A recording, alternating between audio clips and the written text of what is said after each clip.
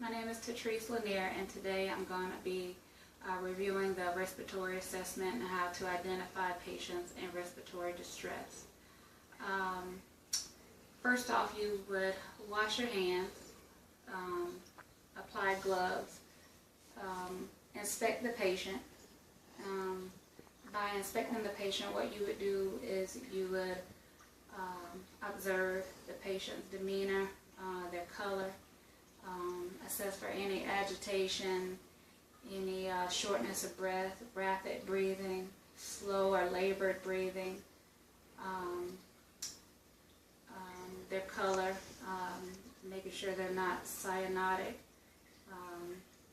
Also, you would check the patient's capillary refill, do a pulse ox to make sure they are receiving enough oxygen. Also, you would assess their breathing pattern, have the patient have their shirt off so you can observe the rise and fall of the chest. Next, we would go ahead and inspect the chest.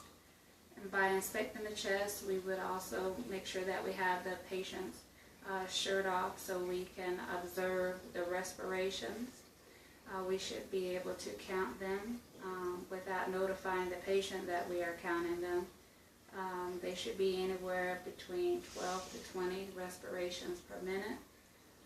At this time, you can also observe the diaphragm, observe the chest to see if you see any lesions, adhesions, previous surgeries. You can also palpate the chest wall if you see any lesions or any signs of tenderness. And what you could do as far as palpating the chest wall is what you would do is start on the right and continue to the left and go down till you get about the 6th rib. For some patients, especially women, what you would do, you would check under that right breast as well. Next, what you would do is listen to the patient. You would start above, anteriorly, and you would start the right and left apices, and you would listen right and left bilaterally, so then you would be able to compare your findings. Also, when you're palpating the patient on the diaphragm and also the lung apices, what you would also do is go from right and left bilaterally and compare your findings as well.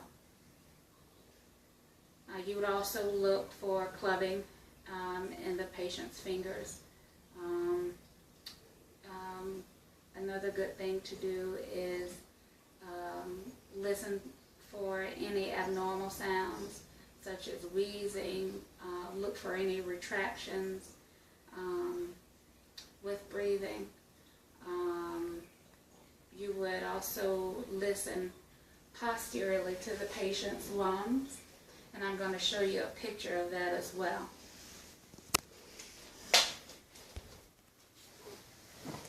So listening posteriorly to the patient, what you would do is listen from the top over the well, not over the scapula because that's bone, but you would also listen to the lung fields and go from right to left bilaterally all the way down, and you would compare your findings, listening for any abnormal sounds.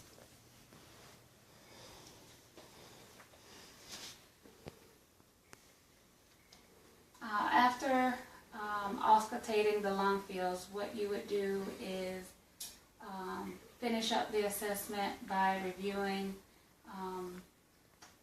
any other forms of respiratory problems with the patient.